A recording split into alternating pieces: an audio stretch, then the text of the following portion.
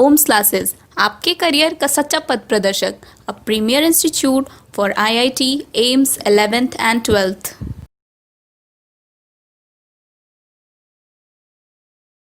हाँ जी, तो स्टार्ट करते हैं। अभी तक हम लोग जो लास्ट लेक्चर में देखा था, लास्ट लेक्चर में हम लोगों ने कुछ प्रॉब्लम डिस्कस किया हुआ था, जिसमें हम लोगों ने इक्विलिब्रियम के बारे में बात की थी, जहाँ पे क्या था कि दो बॉल थे और दो बॉल इलेक्ट्रोस्टैटिक फोर्स के कारण वो एक दूसरे को रिपेल कर रहे थे, और वहाँ पे फिर हमारा ग्रेविटेशनल फोर्स था, फिर वहाँ पे हमारा टेंशन फोर्स था, एट्सेट्रा एट्सेट्रा, और अलग अलग सिचुएशंस में हम लोगों ने अलग अलग प्रॉब्लम किए थे।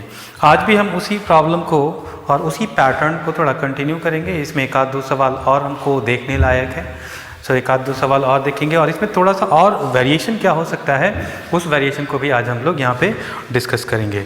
स्टार्ट करते हैं आज के पहले सवाल से, है ना। मैं एज यूजुअल क्या करूँगा, मैं क्वेश्चन को यहाँ पे रीड करूँगा, यदि हो सके तो आप इसको लिख लीजिएगा, है ना। मैं कोशिश करूँगा कि आप लोग इसको लिख लें। Two tiny conducting balls of identical mass small m and identical charge small q hang from non-conducting threads of length capital L. Assume that theta is so small that tan theta can be replaced by its approximate equal sin theta, so that for equilibrium, we have to prove that for equilibrium, x is equal to q square L divided by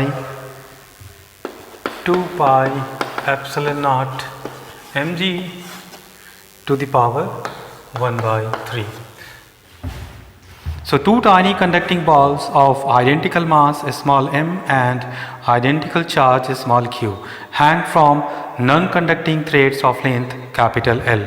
Assume that theta is so small that tan theta can be replaced by its approximate equal sin theta.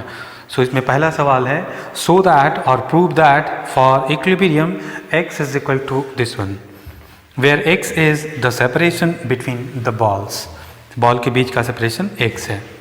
दूसरा इसमें है, इसका part B सवाल है, what happens to the balls if one of them is discharged and find the new equilibrium separation.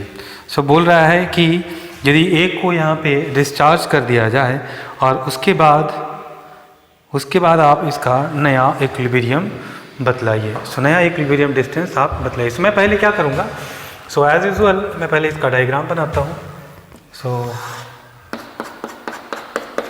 Two same balls are going to be hanged from the same point, so they are going to be like this, and this theta which is given is very small, and the mass is m and the charge is q. The mass is m and the charge is q. We know that.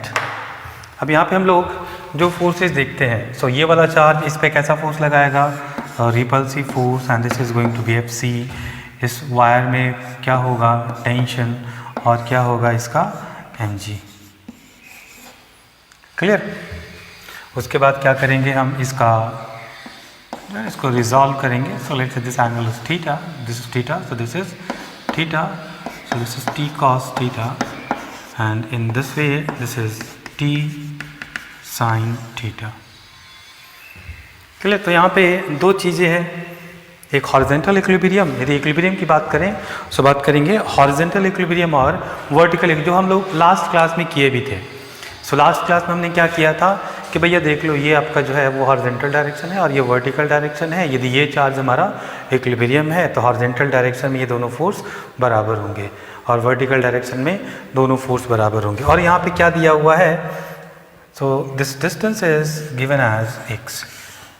The separation between these two charges is going to be x. This is what is given, and the length of the string is given as capital L. These are the values given to us. We have to calculate the value of this x, or we have to prove that x is equal to q square L upon 2 pi epsilon naught mg whole to the power 1 by 3. ज़्यादा कुछ इसमें है नहीं। जो भी discussion हमने last class में किया था उसी डिस्कशन को हम लोग यहाँ पे आगे बढ़ाएंगे, है ना। सो यहाँ पे क्या बातें हैं, सो पहले हम हॉरिजॉन्टल फोर्स को बराबर कर लेंगे, वर्टिकल फोर्स को बराबर कर लेंगे और उसके बाद फिर tan थीटा निकाल लेंगे। सो फॉर हॉरिजॉन्टल इक्विलिब्रियम क्या लिखेंगे हम लोग, हॉरिजॉन्टल इक्विलिब्रियम के लिए लिखेंगे t sin theta is equal to FC, और FC का मतलब क्या हो गया, so K means 1/4 pi epsilon naught into Q1 Q2, so Q into Q is Q square by R square, R square means X square. So let's call this as equation number 1. यदि हम vertical equilibrium की बात करें, so vertical equilibrium में क्या लिखेंगे हम लोग, so T cos theta is equal to mg. सो अभी हमारे पास ये दो इक्वेशंस आ गए हैं, है ना। सो एक हॉरिजॉन्टल डायरेक्शन के लिए और एक हमारा वर्टिकल डायरेक्शन के लिए। सो वर्टिकल के लिए हमने लिख दिया है कि देखो भैया t cos theta is equal to mg, और हॉरिजॉन्टल के लिए लिख दिया है t sin theta is equal to 1/4 pi epsilon naught q square by x square. अब इसके बाद अगला क्या करते थे, we have to eliminate the tension t। So यहाँ से टेंशन t को एलिमिनेट करने के लिए हम लोग क्या करेंगे, 1 को जो है वो 2 से डिवाइड करेंगे और लिखेंगे tan theta is equal to, I'm going to divide, so this is q square upon 4 pi epsilon naught x square mg. If I'm going to write the value of tan theta, और यहाँ पे क्या बोला है, this theta is going to be very small, so we can write tan theta as sin theta. So we can write tan theta as approximately sin theta. And from this diagram, what is the value of sin theta? So sin theta is equal to perpendicular by the hypotenuse. So this is the perpendicular. So the whole length is x. So this length is going to be x by 2, and this is L. So if I am going to write, so this is x by 2 by L, which means x by 2L. ये सब हमने पिछले class में discuss किया हुआ है, nothing new. So this is going to be x by 2L is equal to q square upon 4 pi epsilon not x square mg. अब क्या करेंगे, x को एक साइड लाएंगे, बाकी सबको एक साइड लेके जाएंगे. So if I am going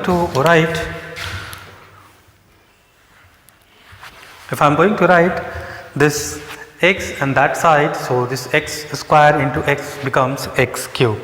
Okay, so this is going to be x cube is equal to, so 2L comes to this location. In fact, if I am going to cancel out 2 to the 4, so this L, so q square L, x cube is equal to q square L divided by 2 pi epsilon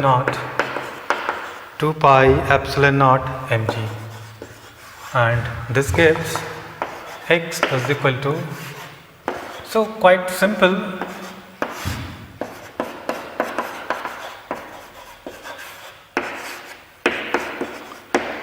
So x is equal to q square L divided by 2 pi epsilon naught mg to the power 1/3.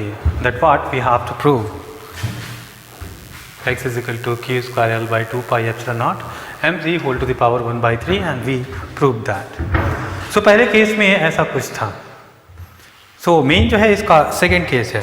So second case में क्या बोल रहा है, मैं second case को मैं फिर से रीड करता हूँ. सेकेंड केस में बोला है, what happens to the balls if one of them is discharged and find the new equilibrium separation x naught. So बोल रहा है क्या कि एक को डिस्चार्ज कर दिया जाए. तो सबसे पहले हम लोग क्या करेंगे, सिचुएशन को समझेंगे. किस सिचुएशन में यदि हमने एक को डिस्चार्ज कर दिया, मतलब इस पे कोई चार्ज नहीं है. सो यदि ये न्यूट्रल हो गया, सब चूँकि यहाँ पे चार्ज नहीं है तो इस पर कोई रिपल्सिव फोर्स नहीं लगेगा. सो ये जो एंगल पे थे ये अपने नॉर्मल में आ जाएंगे, और जैसे ही इस वर्टिकल पोजीशन में आएंगे, so this bob and this bob are going to touch each other. So एक दूसरे को टच करेंगे. सो चूँकि ये आपके कंडक्टर होंगे, सो एक दूसरे में ये चार्ज का ट्रांसफर करेंगे, और चूँकि दोनों आइडेंटिकल है, सो हमने प्रॉपर्टीज़ पहले पढ़ा हुआ है कि यदि दो आइडेंटिकल ऑब्जेक्ट हो और एक आपका चार्ज हो, सो चार्ज को क्या करते हैं, वो इक्वली आपस में डिवाइड कर लेते हैं. सो इस वाले बॉब पे जो चार्ज था, तो इस पे केवल चार्ज है, इस पे चार्ज नहीं है. सो इन दोनों के बीच में कोई रिपल्सिव फोर्स नहीं लगेगा, बिकॉज एक सिंगल चार्ज है. सो ये दोनों एक दूसरे के कांटेक्ट में आएंगे इस लोकेशन पे, और कांटेक्ट में आने से एक दूसरे के बीच में चार्ज का ट्रांसफ़र होगा, और ये ट्रांसफ़र कब तक होगा, जब तक कि दोनों पे सेम चार्ज ना हो जाए। तो टोटल चार्ज हमारे पास Q रहेगा, और Q जो है वो दोनों आपस में डिवाइड करेंगे इक्वली, सो दोनों बॉब पे हमारा चार्ज आ जाएगा Q/2 और Q/2। और जैसे ही दोनों बॉब पे चार्ज आएगा, ये दोनों एक दूसरे को फिर से रिपेल करना शुरू करेंगे और एक नया इक्विलिब्रियम कंडीशन हमारे पास आएगा। क्लियर, एक नया इक्विलिब्रियम कंडीशन आएगा और बाकी सारी चीज़ें सेम रहेंगी। इसमें इस डायग्राम को यहाँ पे बना रहा हूँ।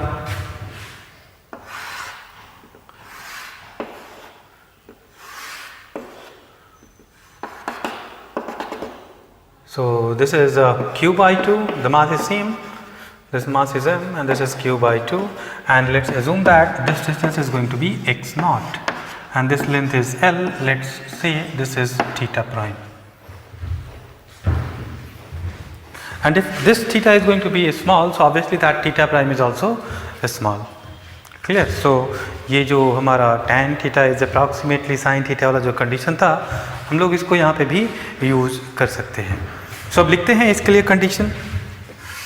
तो जो हमारा पार्ट बी था, सो यहाँ पे भी हम लोग फोर्स दिखला सकते हैं। So nothing special, so this is going to be mg and this is going to be some fc prime, and let's call this as some t prime. So this is going to be t prime cos theta prime, and in this way t prime sin theta prime. So अब लिखते हैं horizontal equilibrium और vertical equilibrium के लिए। सो आप लिखते हैं horizontal equilibrium के लिए, so t prime sin theta prime is equal to fc prime.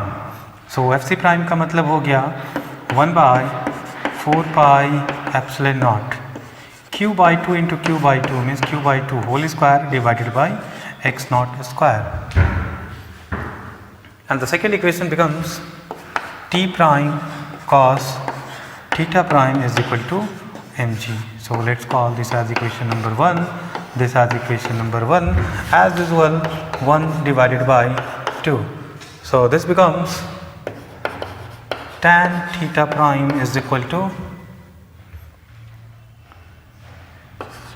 q square by, so 2 2s are 4, 4 4s are 16 pi epsilon naught x0 square mg. और we can write tan theta prime, so ऐसे ही लिखेंगे। So tan theta prime is equal to sin theta prime is equal to x0/2/L. If I am going to substitute the value, so tan theta prime as x0/2L is equal to Q0 square divided by 16 pi epsilon naught x0 square mg. So if you check, so 2 8 x0 square this, so the same condition. So I am going to write directly x0 is equal to, so L is gone to that, so Q0 square is like I am writing Q0, so Q, so Q square L divided by 8 pi epsilon naught mg to the power 1/3, and this is what is the answer of the second part.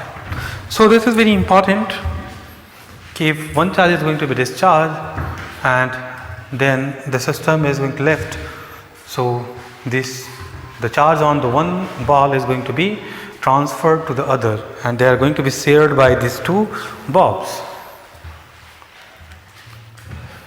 And the situation and the final situation becomes like this. So at that time the separation between these two charges is going to be x0. So we have calculated the value of x0. इसी के continuation में अगला सवाल देखते हैं. So move towards the next problem.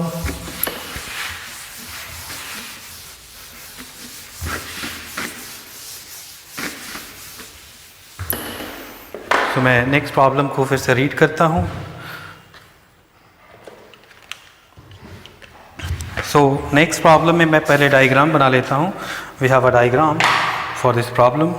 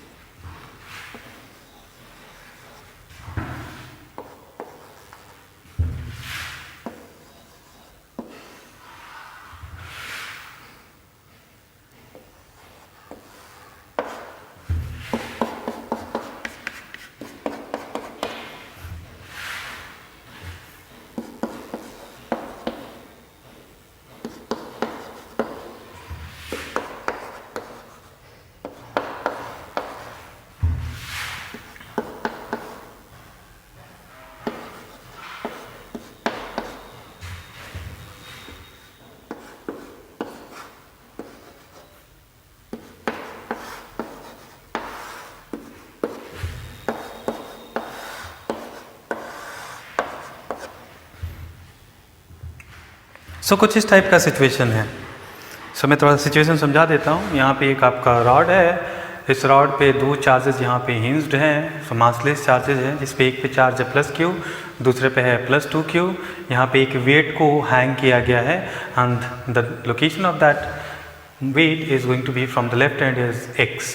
और नीचे में यहाँ पे एक फिक्स्ड हाइट पे means from the fixed distance h एक +q चार्ज यहाँ पे डायरेक्टली बीनीथ दिस चार्ज, एक चार्ज को यहाँ पे हिंज किया है। ऐसे ही यहाँ पे directly beneath of this charge there is another charge +q and this distance is going to be small h।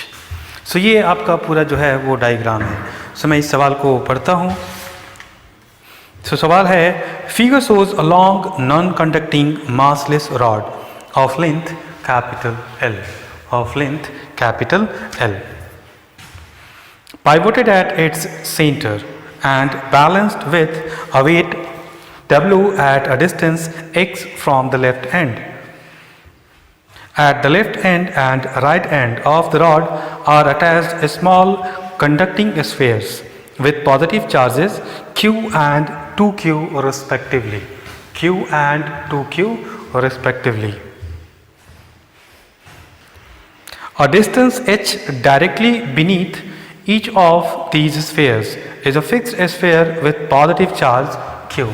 Positive charge q. So अब सवाल क्या है? So इसमें दो सवाल हैं, दो पार्ट हैं। So पहला पार्ट है find the distance x. Find the distance x when the rod is horizontal and balanced. Find the distance x when this rod is horizontal and balanced. और दूसरा पार्ट जो है इसका, दूसरा सब पार्ट में जो सवाल है वो है what value should h have so that the rod exerts no vertical force on the bearing when the rod is horizontal and balanced. So बोल रहा है कि इस h का वैल्यू बतलाइए सो दैट कि यहाँ पे जो नॉर्मल कॉन्टैक्ट फोर्स जो बीयरिंग के पास लगेगा वो नॉर्मल कॉन्टैक्ट फोर्स क्या होना चाहिए, हमारा 0 होना चाहिए। सो ये दो पार्ट जो है वो इस सवाल में है। हम लोग स्टार्ट करते हैं इसका पहला पार्ट। बोल रहा है कि भैया इसको हॉरिजेंटल और बैलेंस्ड होने के लिए आप इस x का वैल्यू बतलाइए कि कहाँ पे इस मास को हम लोग हैंग करें, कितने डिस्टेंस पे इसको हैंग करना चाहिए। सो इस बात को लेके चलते हैं। तो सबसे पहली बात है कि हॉरिजेंटल को रॉड को हॉरिजेंटल और बैलेंस्ड होने के लिए क्या चाहिए। सो आप लोग 11th में एक चैप्टर पढ़ा होगा रोटेशनल मैकेनिक्स। सो रोटेशनल मैकेनिक्स में जहाँ पे ऑब्जेक्ट आपका रोटेट करता है तो उसको बैलेंस करने के लिए क्या करते हैं, if the system is going to be balanced hence the net torque acting on the system is going to be equal to 0। अब उस सिस्टम में आप कोई सा भी पॉइंट ले सकते हो। सो किसी भी पॉइंट के अबाउट आप नेट टॉर्क क्या कर सकते हो, 0। यदि वो सिस्टम आपका इक्विलिब्रियम और बैलेंस्ड है सो किसी भी सिस्टम में किसी भी पॉइंट के अबाउट आप टॉर्क निकाल लो, वो टॉर्क आपका हमेशा 0 आएगा। अब ये डिपेंड करता है कि किस पॉइंट के अबाउट हम टॉर्क निकालें। सो हम उस पॉइंट के अबाउट टॉर्क निकालते हैं जहाँ पे हमारे एक आध दो फोर्स या जो अननोन फोर्सेज हों वो हमारे काउंट ना हो। जैसे अब यहाँ पे मैं पहले फोर्स दिखलाऊंगा। सो यहाँ पे फोर्स कौन कौन से लगेंगे। सो चूंकि यहाँ पे +q है, यहाँ पे +q है, so this charge is going to repel this charge in this one. So let's call this as F1. This charge is going to repel this charge, let's call force F2. And there is one is weight W and there is a hinge force, so the normal contact force which is N. So these are the 4 forces acting on this rod system. So इस rod पे total 4 forces लग रहे हैं। एक यहाँ पे इसके कारण रिपल्सिव फोर्स, एक इसके कारण यहाँ पे रिपल्सिव फोर्स, एक यहाँ पे वजन हैंग है उसके कारण यहाँ पे इसका वेट, और चूंकि यहाँ पे बियरिंग के साथ अटैच्ड है सो बियरिंग इस पे एक नॉर्मल रिएक्शन आपको लगा रहा है। सो यहाँ पे चीज़ें क्या क्या हैं, F1 पता है because this distance is we know, Q we know. So यहाँ पे भी F2 पता है, W आपको दिया हुआ है, N वी डोंट नो। सो हम लोग क्या करेंगे यहाँ पे इसी पॉइंट के अबाउट हम लोग नेट टॉर्क जो है वो 0 कर देंगे।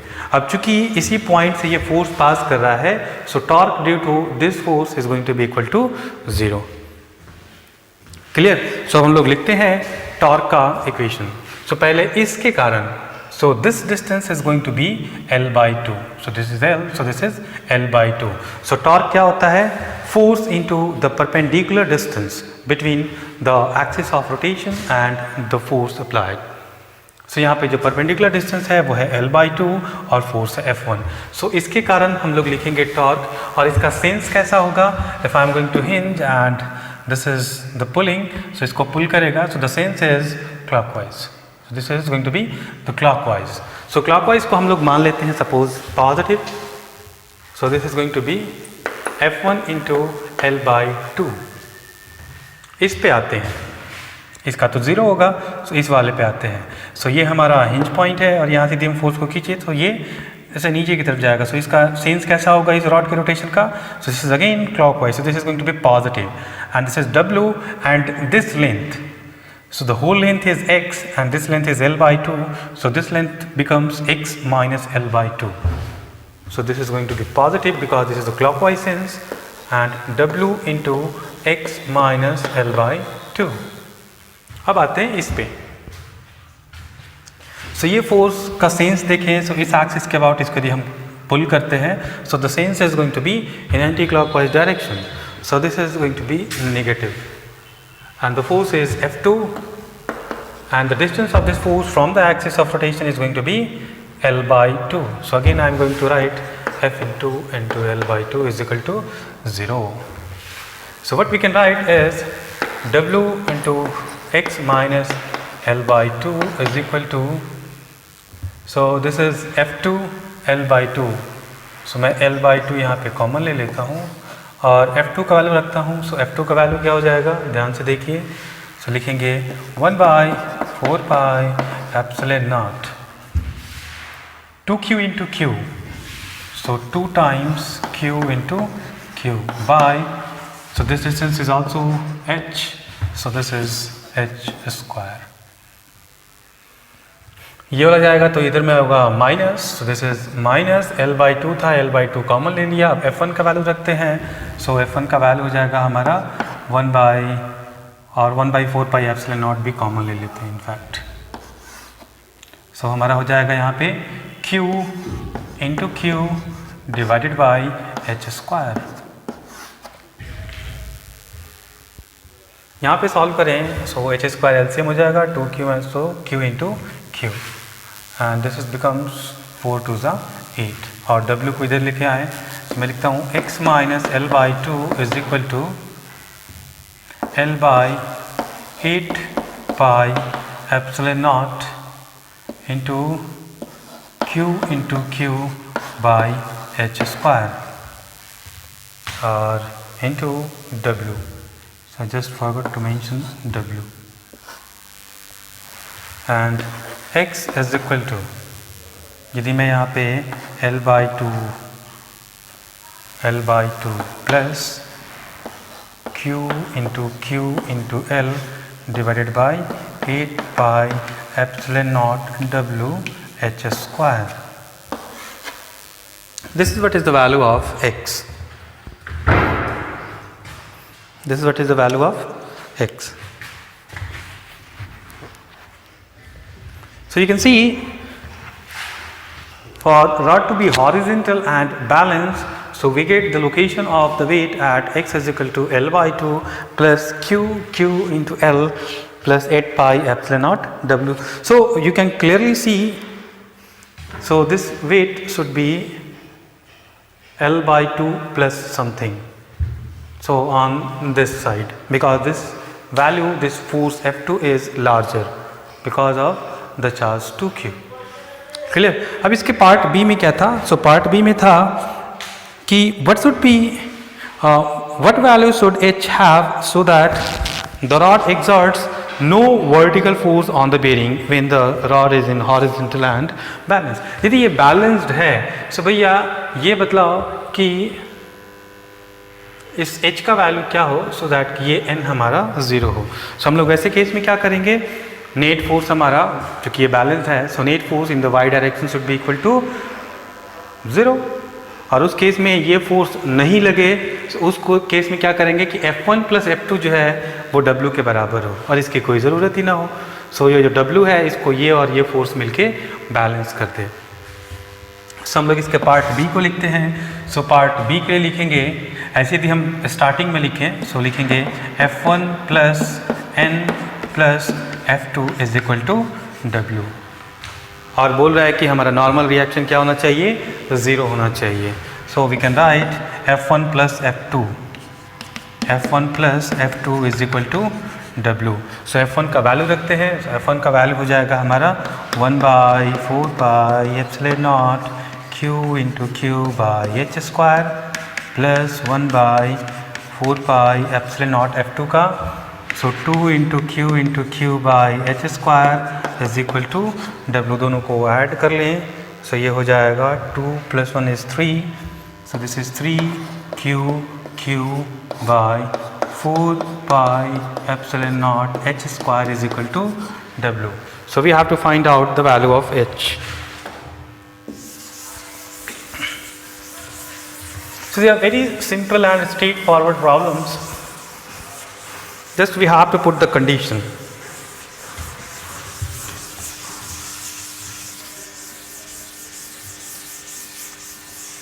चलिए यहाँ पे कंडीशन रखते. अब यहाँ पे ये सब कुछ कर दिया है. सो H का वैल्यू क्या हो जाएगा. सो H स्क्वायर यहाँ आएगा, W नीचे आएगा. So we can write H is equal to 3Q divided by 4πε0 W and the whole power 1/2. So this is what is the answer. So ये इस सवाल का आंसर है.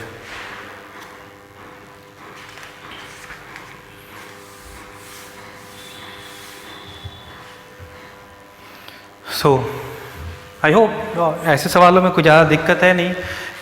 बेसिक जो फिजिक्स के प्रॉब्लम में होता है, सो बेसिक क्या आपको करना होता है, you have to understand the problem very carefully. So इस सवाल में बोला था कि आपका रॉड जो है वो हॉरिजेंटल होना चाहिए और बैलेंस्ड होना चाहिए. सो हॉरिजेंटल बैलेंस के लिए कंडीशन आपको पता होना चाहिए कि when this rod is going to be horizontal and balanced. So balance होने के लिए, इसको हॉरिजेंटल और बैलेंस होने के लिए इस सिस्टम पे और इस रॉड पे नेट टॉर्क जो है वो क्या होना चाहिए, 0 होना चाहिए. सो ऐसी बातें बोल की गई हैं. दूसरे बात में बोला है कि बतलाओ इस H का वैल्यू ताकि यहाँ पे नॉर्मल रिएक्शन फोर्स जो है वो हमारा 0 हो जाए. सो आपको देखना होगा कि नॉर्मल रिएक्शन फोर्स यदि ये बैलेंस्ड है, सो वाई डायरेक्शन में भी इसका नेट फोर्स 0 होगा, एक्स डायरेक्शन में भी इसका नेट फोर्स 0 होगा. सो एक्स डायरेक्शन में तो कोई फोर्स ही नहीं लग रहा है. इसका मतलब कि यहाँ पे कोई रिएक्शन फोर्स भी हमारा एक्स डायरेक्शन में नहीं लगेगा. सो एक्स डायरेक्शन तो ऐसे ही बैलेंस्ड है. So we have to balance the Y direction. So all forces acting in the y direction, so the net force acting on the system is going to be equal to 0, and that gives the equilibrium or balancing condition for the system. So ये सारे basic concepts हैं. इन सारे concept के साथ यदि आप physics में आगे बढ़ोगे तो किसी भी प्रॉब्लम में कोई परेशानी आने वाली बिल्कुल भी नहीं है. सो अगला सवाल हम लोग ऐसे ही फिर से स्टार्ट करते हैं. सो अगला सवाल जो है मैं उसको रीड करता हूँ. 2 identical pitch balls are charged by rubbing against each other. So, हम लोग ने देखा था चार्जिंग बाय फ्रिक्शन वाला मेथड. सो दो ऑब्जेक्ट को यदि हम रब करते हैं आपस में, सो इन दोनों के बीच में इलेक्ट्रॉन का जो है वो लेन देन होता है और ट्रांसफ़र होता है. सो एक जितना इलेक्ट्रॉन देगा, सो एक के पास जितना इलेक्ट्रॉन का एक्सेस होगा, दूसरे के पास उतना ही इलेक्ट्रॉन का डिफिशियंसी होगा, क्योंकि इन्होंने आपस में ही इलेक्ट्रॉन का ट्रांसफ़र जो है वो किया हुआ है.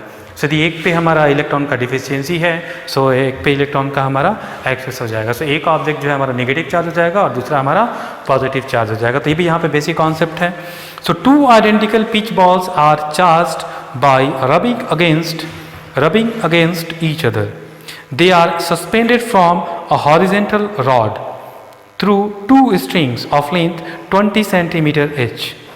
The separation between the suspension points being 5 centimeter. So मैं इसको जो है इसका डायग्राम बना रहा हूँ. सो दिया हुआ क्या है हमको, क्या ऐसा एक हॉरिजेंटल रॉड है, यहाँ पे एक बॉल को हैंग किया गया, यहाँ पे एक बॉल को हैंग किया गया, and this distance is 5 centimeter the hinge point, and this is going to be 20 centimeter. और ये दोनों जो है इसको रब किया गया है आपस में. से एक पे हम -q लेते हैं तो दूसरे पे +q होगा. अब ये दोनों क्या करेंगे, क्योंकि नेगेटिव चार्ज हैं, नेगेटिव और पॉजिटिव हैं, ऐसे दोनों एक दूसरे को अट्रैक्ट करेंगे. सो ये बॉल जो है ये इधर की तरफ अभी तक में क्या देख रहे थे हम लोग, सेपरेट हो रहे हैं क्योंकि दोनों पे सेम चार्जेस थे। यहाँ पे क्या है, अपोजिट चार्जेस हैं, तो ये दोनों एक दूसरे को क्या करेंगे, अट्रैक्ट करेंगे।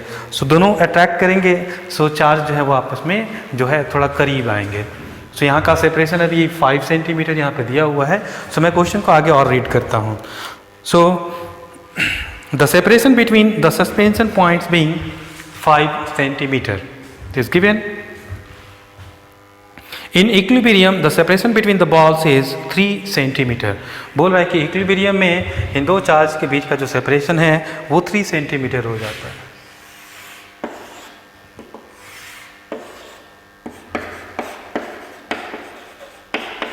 So this is what is the condition of equilibrium. So in equilibrium the separation between the balls is 3 centimeter. So find the mass of each ball and the tension in the string. So बोल रहा है कि इस charge का आप मास निकाल लो और इसमें जो टेंशन होगा उस टेंशन का वैल्यू भी हमको बतला दो। So the charge on each ball has magnitude 2 into 10 to the power minus 8 coulomb. So इस चार्ज का वैल्यू दिया हुआ है, so मैग्नीट्यूड दिया हुआ है, so magnitude of Q is equal to 2 into 10 to the power minus 8 coulomb. So 2 into 10 to the power minus 8 coulomb. So this is 20 centimeter, this is 5 centimeter and nothing is required। So यहाँ पे क्या करेंगे, फिर से same concept, nothing new. इस चूँकि अब ये इक्विलिब्रियम है तो इस पर हम सारे फोर्सेस को देखेंगे। So the one force is in this direction, so this is mg and this is the tension. अब यहाँ पे आपको देखना पड़ेगा इलेक्ट्रोस्टैटिक फोर्स, तो यहाँ पे अट्रैक्टिव फोर्स है, सो इस डायरेक्शन में फोर्स नहीं लगेगा, फोर्स हमारा इस डायरेक्शन में लगेगा। सो this is now the Fc। अब क्या करेंगे यहाँ पे फिर से, सो let's assume that this is theta,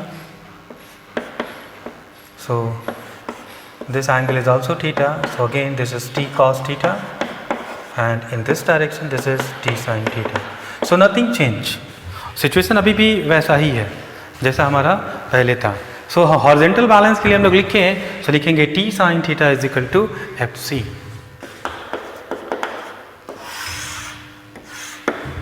t sin theta is equal to fc और fc is equal to, let's say this is r, बाद में हम लोग वैल्यू रख लेंगे, r is equal to 3 centimetre. So F C is equal to लिखेंगे k into, इस पे भी q उस पे भी q, so K Q square by R square. दूसरा लिखेंगे t cos theta is equal to, we already हो गया M G, so let's say this is 1 and this is 2। फिर वही standard method 1/2, so sine theta by cos theta is tan theta is equal to k q square by R square into M G. अब सारे values को हम लोग रखेंगे, है ना। सो tan थीटा का वैल्यू क्या होगा, सब थोड़ा सा हम लोग को ज्योमेट्री लगाना होगा। सो this is theta, so this length is 20 centimetre, so this is still, this length is 20 centimetre and this is 3 centimeter and the whole is 5 centimeter, so this plus this is 2 centimeter, means this is 1 centimeter, this is 1 centimeter, so this is going to be 1 centimeter and this is 20 centimeter. So we have to find out tan theta, so tan theta is going to be 1 by this, so perpendicular by base, so this is 1 and this value is going to be square root of 20 square minus 1 square। so सारे values को रखते हैं। So tan theta is going to be perpendicular by base, so square root of 20 square minus 1 square is equal to k, k means 9 into 10 to the power 9 into q, so q is 2 into 10 to the power minus 8 whole square and divided by r means 3 centimeter, so 3 into 10 to the power minus 2 whole square into m into g is 10. So we can write m is equal to, so 3 का square 9, so 9 9 cancel out, so 2 का square is 4, so 4 into, so this is 10 to the power minus 4 और ये ऊपर जाएगा, so 10 to the power 9 plus 4 is going to be 13, सो 13 और यहाँ से एक कट जाएगा, सो 10 to the power 12 और यहाँ पे हो जाएगा 10 to the power 8 2 जा 16, so 10 to the power 16, so this is going to be, मैं सबको लिख रहा हूँ, so 10 to the power 9 2 2 जा, so यहाँ पे -4, so ऊपर में हो जाएगा +4, इसका +1, तो ऊपर जाएगा तो -1, यहाँ पे -16. So this is what is the value and into ये जाएगा तो हो जाएगा, so 20 square is 400 minus 1 is 399.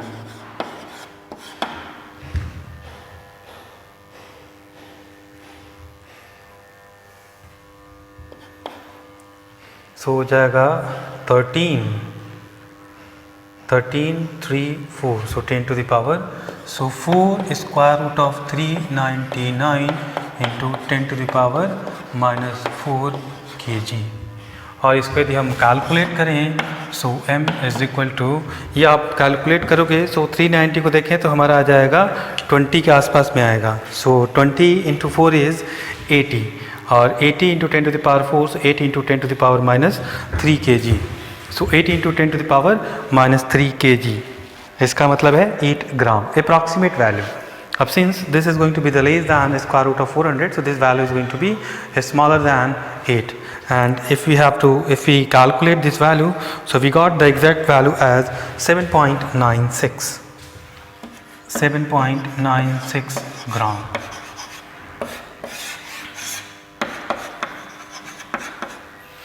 And again what we have to do is we have to find out the value of t.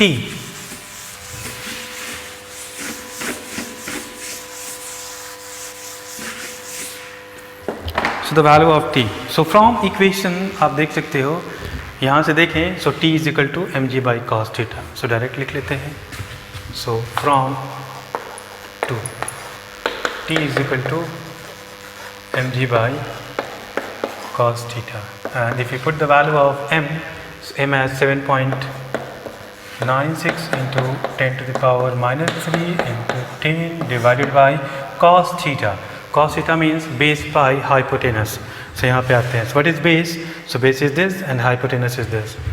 So base is going to be the square root of 20 square minus 1 square into this is 20.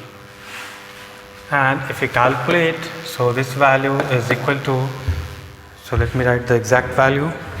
So this value becomes 7.72 into 10 to the power -2 Newton. So this is very simple and straightforward. So directly we can calculate these values. It's a very straightforward problem. So आज की अगले सवाल की तरफ move करते हैं और अगला सवाल देखते हैं कि अगला सवाल क्या है. सो होपफुली यहाँ तक में आपको कोई प्रॉब्लम नहीं हो रहा होगा. सेम कॉन्सेप्ट है, सेम पैटर्न है, सेम वे में वी हैव टू मूव. सो इलेक्ट्रोस्टैट में एक ये फ़ायदा है कि जो चीज़ें हैं काफ़ी स्ट्रेट फॉरवर्ड चलती हैं. सो क्वेश्चंस देखने में लगता है कि कॉम्प्लिकेटेड है, बट जैसे ही उसको हम एक एक जो हमारा बेसिक कॉन्सेप्ट है उसको लगाते चले जाते हैं, सो सवाल ऑटोमेटिक जो है वो देखने लगता है कि this is going to be very easy, है ना. सो वैसे ही अभी मैं एक अगला सवाल जो है वो लिखूंगा और यहाँ पे पढ़ेंगे. सो अगला सवाल जो है, so a particle A having a charge q is equal to 5 into 10 to the power -7 coulomb is fixed on a vertical wall. So मैं डायरेक्ट जो है वो यहाँ पे डायग्राम भी बनाऊंगा. सो एक वर्टिकल वॉल पे, so there is a charge E whose value is q and this q is given. So a particle A having charge q is equal to 5 into 10 to the power -7. So इस q का value हम लोग यहाँ पे लिख लेते हैं 5 into 10 to the power -7 coulomb is fixed on a vertical wall, full stop. A second particle B of mass 100 gram and having equal charge is suspended by a silk thread of length 30 centimeter from the wall. So the point of suspension is 30 centimeter above the particle A. So यहाँ से 30 centimetre पे हमारा एक जो है एक hinge point है, यहाँ से एक दूसरे बॉब को हम यहाँ से हैंग कर रहे हैं जिस पे चार्ज यही वाला चार्ज है. सो एक दूसरे को रिपेल करेंगे तो ये चार्ज रिपेल करेगा. जो हमारा अगला चार्ज जो होगा वो कुछ यहाँ पे होगा and this is going to be B और इस पे भी हमारा चार्ज है Q and the length of this is going to be 30 centimetre and this is also 30 centimetre. So find the angle of thread with the vertical. Find the angle of thread with the vertical. With the vertical when it stays in equilibrium. So अभी फिर से हमारा equilibrium का ही है. So हम लोग क्या करेंगे, सारे बेसिक कॉन्सेप्ट को हम फिर से वही काम करेंगे. So जो हम लोग जानते हैं, चूँकि इसके पास मास है स्मॉल m, so इस पे एक फोर्स लगेगा नीचे की तरफ mg. कोई इसमें टेंशन वाली बात नहीं है. अब चूंकि ये स्ट्रिंग पे है, सो हैंग्ड है, सो देयर इज टी. क्या और कोई फोर्स लगेगा? Yes, this charge is going to repel this charge and what is the direction of that force? Along the line joining this two charges and this is going to be F Coulombian. So there are three forces acting on this charge B. अब चूंकि ये equilibrium में है तो इस पे क्या होगा, ये तीनों फोर्स मिलके हमारे ज़ीरो होंगे. सो इसका एक मेथड क्या होगा कि आप सारे फोर्स को ना दो डायरेक्शन में आप इसको रिजॉल्व कर लो, एक एक्स एक्सिस और एक वाई एक्सिस के लॉन्ग, और फिर आप एक्स एक्सिस के लॉन्ग बैलेंस कर दो और वाई एक्सिस के लॉन्ग इसको बैलेंस कर दो और वहाँ से आप सवाल बना लो. दूसरा एक और तरीका है ऐसे सवालों को जहाँ पे तीन फोर्सेज आपको मिल रहे हैं, तो वहाँ पे एक थ्योरम आता है which is known as Lami's theorem. So Lami's theorem में क्या है, सो मैं लैमिस थ्योरम यहाँ पे लिखता हूँ, आप इसको लिख लीजिएगा. सो लैमिस थ्योरम में क्या बोला गया है कि यदि किसी पॉइंट पे तीन forces, let's say this is F A, this is F B and this is F C and this angle is going to be alpha, this is going to be beta, and if this angle is going to be gamma. So what we can write is Fa upon sin alpha is equal to Fb upon sin beta is equal to Fc upon sin gamma. So this is very important. इसको proof भी किया सकता है but unnecessarily हम लोग यहाँ physics में इसको प्रूफ नहीं करेंगे. सो मैथ्स के क्लास में इसको प्रूफ करूँगा जब हम लोग ट्रिग्नोमेट्री देखेंगे. सो वहाँ पे मैं इस लैमिस थ्योरम को प्रूफ भी करूँगा कि F A by sine alpha is equal to F B by sine beta is equal to F C by sine gamma. For the time being ऐसे सवाल जहाँ पे ऐसे तीन फोर्सेज हों और इनके बीच का कुछ एंगल हो, सो ये फार्मूला हम लोग डायरेक्टली अप्लाई कर सकते हैं, है ना. सो और यहाँ पे कंडीशन एक और होना चाहिए, this F A plus F B plus F C should be, हाँ ये मैंने यहाँ पे लिखा नहीं. So this F A vector F A plus vector F B plus vector F C should be equal to 0 होना चाहिए, तभी हम ये लिखेंगे. This is very very important. So यहाँ पे हमारे पास कंडीशन है कि T plus F plus M G ये तीनों मिलके हमारा 0 होना चाहिए फॉर इक्विलिब्रियम. सो हम लोग ये वाला फार्मूला यहाँ पे लगा सकते हैं. सो यदि लगाना होगा तो मैं इसका फिर से एक फ्री बॉडी डायग्राम में इसका बना रहा हूँ यहाँ पे. सो ये बी है, यहाँ पे एक इधर में एफ सी लग रहा है, इधर में टी लग रहा है और इधर में एम जी लग रहा है. अब हमको ज़रूरत है एंगल्स के बारे में. सो एंगल्स क्या क्या होंगे. सो ये वाला एंगल कितना होगा. सो आप देख सकते हो ये 30 सेंटीमीटर, ये 30 सेंटीमीटर. सो यदि ये दोनों आपके साइड्स बराबर हैं, सो ये एंगल और ये एंगल दोनों बराबर होंगे. And if this angle is theta, so triangle का टोटल एंगल पाई होता है. So the sum of this two angles is going to be pi minus theta, और ये चूँकि दोनों इक्वल होंगे, so this angle is going to be pi minus theta by 2. So एक angle हमको निकल गया. So this angle is going to be pi minus theta by 2.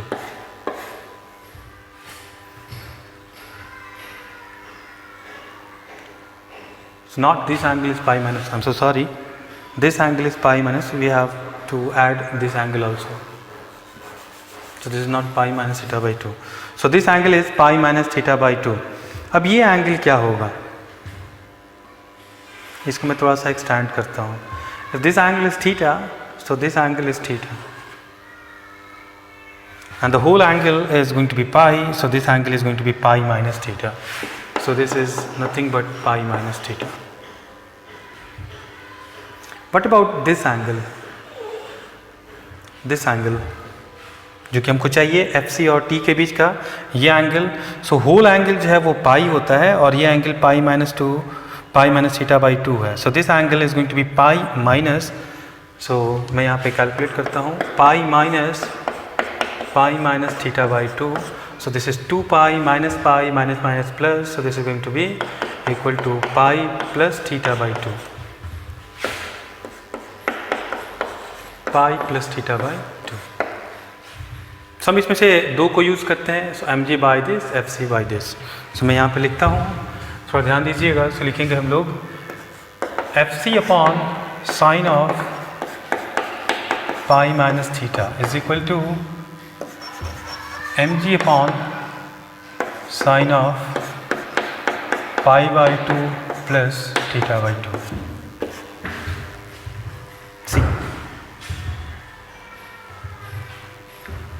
Clear. अब एफ सी का वैल्यू रखते हैं. अब एफ सी का वैल्यू क्या होगा. So let's assume that this is going to be X और let's say this is are.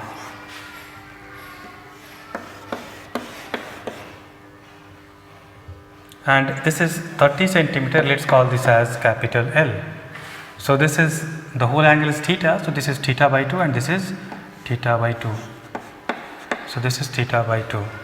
And this angle is 90 degree. So this length and this length. So इस triangle में लिखें, so this length is equal to L sin theta. So हम लोग लिख सकते हैं, we know that from diagram. आप देख लो यहाँ से इस triangle की बात कर रहे हैं हम लोग, इस वाले triangle की. सो इस वाले ट्रायंगल में यदि हम लिखूँ और मैं लिखूँ यहाँ पे sine theta by 2 is equal to, so sine theta by 2 is equal to, so perpendicular by the hypotenuse. So this is the perpendicular and this is hypotenuse. So perpendicular is r by 2 और hypotenuse is l. So what is r? So r is equal to l 2l. So this is 2l sine theta by 2. So अब हम लोग यहाँ पे value रखेंगे. सो F C का value क्या हो जाएगा. सो एफ सी का वैल्यू लिखेंगे k into Q square by R square. So R square लिखेंगे, सो हो जाएगा 4l square sine square theta by 2 into, अब यहाँ पे लिखेंगे, सो हमारा जाएगा sine pi minus theta is going to be sine theta and this is going to be M G and divided by sine pi by 2 plus theta by 2. So sine pi by 2 plus something is going to be cos theta by 2. So very simple.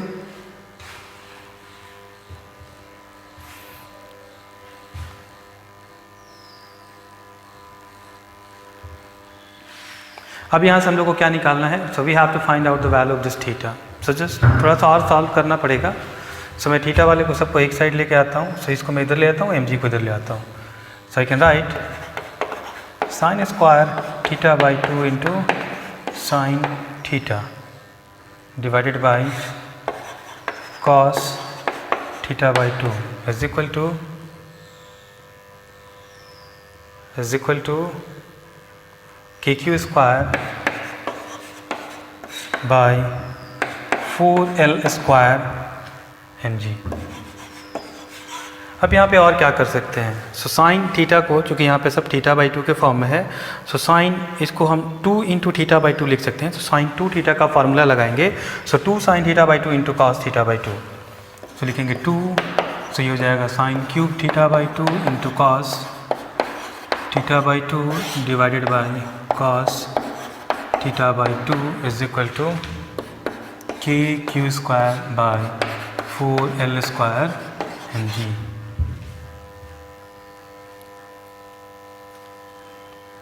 Clear? So cos theta by 2 and cos theta by 2 we cancel out. So we have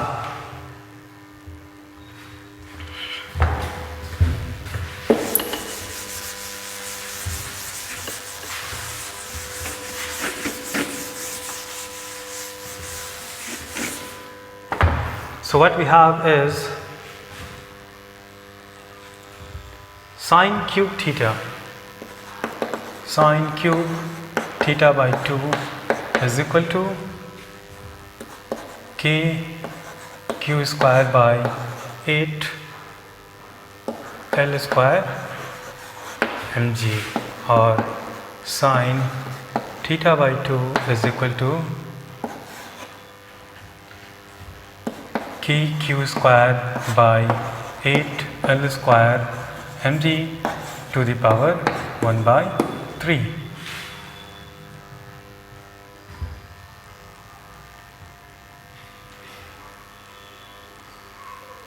clear? अब क्या कर लेंगे, so theta by 2 is equal to, और theta direct I am going to write the value of theta, so this theta is equal to 2 sine inverse K Q square by 8 L square mg to the power 1 by 3, and just put the value of these values, k you know, q is given, L is given, m is given, g you know, ये सारे numerical value रख। So this theta is going to be 2 times sine inverse K Q square divided by 8 L square mg to the power 1 by 3। Clear? So nothing complicated. मैं फिर से इस सवाल को एक बार फिर से रिपीट करता हूँ। सो यहाँ पे एक चार्ज लगा हुआ है, सो दूसरे को यहाँ से हमने हैंग किया, सो हैंग करने के साथ चूँकि दोनों पे सेम चार्जेस है, सो ये इसको रिपेल करेगा, रिपल्सन के कारण ये एक इक्विलिब्रियम पोजीशन पे आएगा। ये लेंथ और ये लेंथ दोनों बराबर हैं, so this angle and this angle is going to be same. अब चूँकि यहाँ पे हमने सारे फोर्सेस को देखा, सो एक फोर्स mg है, एक fc है और एक t है। सो कोई ऐसा पॉइंट जहाँ पे आपका नेट फोर्स 0 हो, सो वहाँ पे हम लोग एक थ्योरम होता है which is Lami's theorem. So 3 forces पे हम लोग लैमिस थ्योरम लगा सकते हैं। फिर हम लोगों ने लैमिस थ्योरम लगा के ये इक्वेशन लिखा और उसके बाद इसको हमने सॉल्व किया। ज़रूरी नहीं है कि आप लैमिस थ्योरम लगाओ, आप इसको ना रिजॉल्व करके भी बना सकते हो। तो कोई भी 2 डायरेक्शन आप एक्स एक्सिस और वाई एक्सिस आप खुद से डिसाइड करो और उसके अलॉन्ग जो है सारे फोर्सेस को आप रिजॉल्व करो। फिर बोलो कि एक्स एक्सिस के अलॉन्ग हमारा नेट फोर्स 0 होगा और वाई एक्सिस के अलॉन्ग हमारा नेट फोर्स 0 होगा, और दोनों को आप इक्वेट कर लो। अब यहाँ पे प्रॉब्लम क्या हो रही थी कि कोई भी 2 फोर्स के बीच का एंगल हमारे पास 90 डिग्री नहीं था। सो हमको किसी एक फोर्स को रेफरेंस लेना था और फिर हमको 90 डिग्री, सो इसको भी रिजॉल्व करना पड़ता, इसको भी। So it's going to be little bit complicated, so calculation थोड़ा ज़्यादा हो जाता। सो उस कैलकुलेशन को ओमिट करने के लिए I applied the Lami's theorem, और लैमिस थ्योरम लगाने से हमारा जो कैलकुलेशन है वो काफ़ी सिंपल हो गया। And this gives the value of theta is equal to 2 sine inverse K Q square upon 8 L square mg to the power 1 by 3। So आज के क्लास को हम लोग यहीं पे रोकते हैं। नेक्स्ट क्लास में हम लोग क्या करेंगे, सो सुपर पोजिशन प्रिंसिपल पे बात करेंगे, जहाँ पे हमारा मल्टीपल चार्ज सिस्टम होगा। सो बहुत सारे चार्ज सिस्टम होंगे जिनको हम लोग रखेंगे और उस पर हम लोग नेट फोर्स निकालने की जो है वो कोशिश करेंगे, और वो भी सेक्शन काफ़ी सिंपल है। अभी तक जो भी हमने प्रॉब्लम किया उसके रिस्पेक्ट में वो वाला जो सेक्शन है जहाँ पे मल्टीपल चार्ज हम लोग बात करेंगे, सो उसमें ज़्यादा कुछ नहीं है, उसमें केवल और केवल वेक्टर एडिशन का आपको कॉन्सेप्ट आना चाहिए। सो नेक्स्ट क्लास स्टार्ट करने के पहले सो आज आप लोग का काम होगा कि आज आप वेक्टर एडिशन और सब्सट्रैक्शन वगैरह अच्छे से देख लीजिएगा, ताकि नेक्स्ट क्लास जो है वो आपको अच्छे से समझ में आ जाएगा। यहाँ भी हम लोगों ने वेक्टर को बहुत यूज़ किया है, लेकिन नेक्स्ट क्लास में वेक्टर पूरी तरह से यूज़ होगा। सो वेक्टर का समीशन हम लोग यहाँ पे यूज़ करेंगे। सो अच्छा यही होगा कि आप लोग वेक्टर को अच्छे तरीके से रिवाइज कर लें, खास करके vector addition and subtraction. Okay.